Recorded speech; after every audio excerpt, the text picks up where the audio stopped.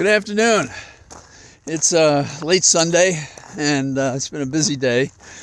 Holly went on a walk with our Jack Russell along the horse trails nearby, something that we supported when years ago they contemplated using this field for that.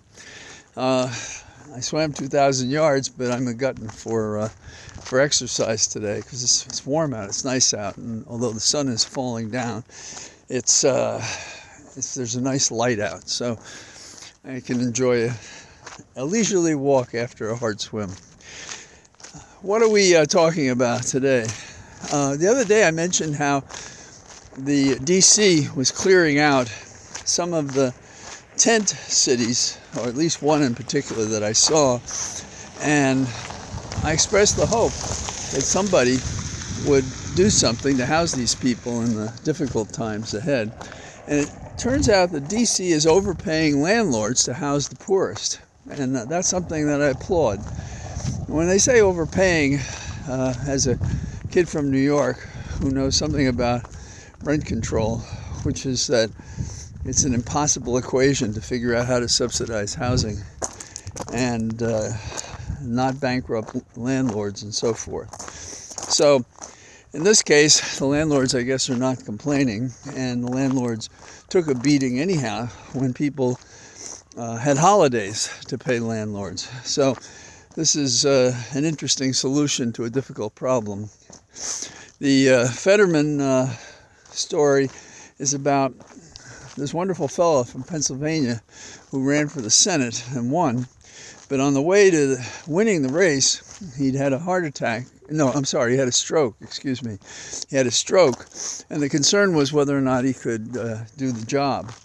And he's had one spell of dizziness since he's been at the Senate, and he's suffering from some depression. And unlike some people who hide it, he not only talked about it, he went into the hospital. Their prognosis is good for him to recover, and in a way he's become a good example for an America that abuses and discriminates against people who have a mental health problem, particularly depression. And you would think with the troops coming back the way we're training them in the PTSD, that would have had a leavening influence on people paying attention and feeling sympathy, empathy, and wanting to help those who do suffer depression. I mean, you'll hear people say, oh, we got to stop suicide. Well, what do you think that's about? That's about a lot of things, including depression. So I'm glad to see Fetterman maybe on the mend.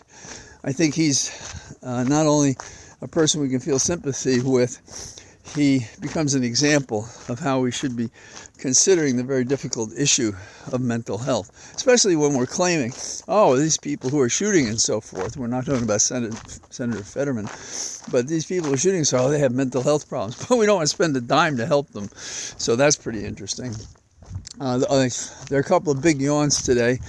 One is we're still talking about Hunter Biden's computer, which suspiciously appears like a computer that may have been manufactured and put together by Russia, handed over to Rudy, who deposited it with some prosecutors somewhere in America. And now we're treating it as true when it's probably just another way to try to derail Dad Biden. You know, this has become America. How do you know what's the truth? How do you know what's a lie? You have to do your homework. You really do when you make a decision these days. I met Jimmy Carter once at a national convention, talked to him for a few minutes. I found him to be a gentle man. I didn't think much of his when he was president, but I think he's probably the best former president the nation has had. And I'm not just saying that. People often learn from their first term, and he didn't get to have a second term. And what was said against him in the general election was very difficult. Now, I feel I'm partly responsible, maybe, for him having a difficult time in the polls. But see, I supported Ted Kennedy in the primaries, and both politicians had some drag on their candidacies. And well, that's the way it goes. But my thoughts are with him as he has decided to take the final passage. And like he said, he's had a full life. He's had great adventures. He's managed to do wonderful things. So a great American passes on, and soon, I expect. The railroad derail. You know, Norfolk Southern had a derail, and it appears that in an area where there's a lot of water, creeks, I don't know, rivers, they had a spill of some sort. No one tells us what chemicals are involved, but we do know the following encouraging fact. The following encouraging fact is that they are taking samples of the water through the area to see what minerals may be in the water as a result of the derailment. The thing that's concerning to me is, why don't you tell us what was on the train that may have spilled? Aren't we going to find that in the water?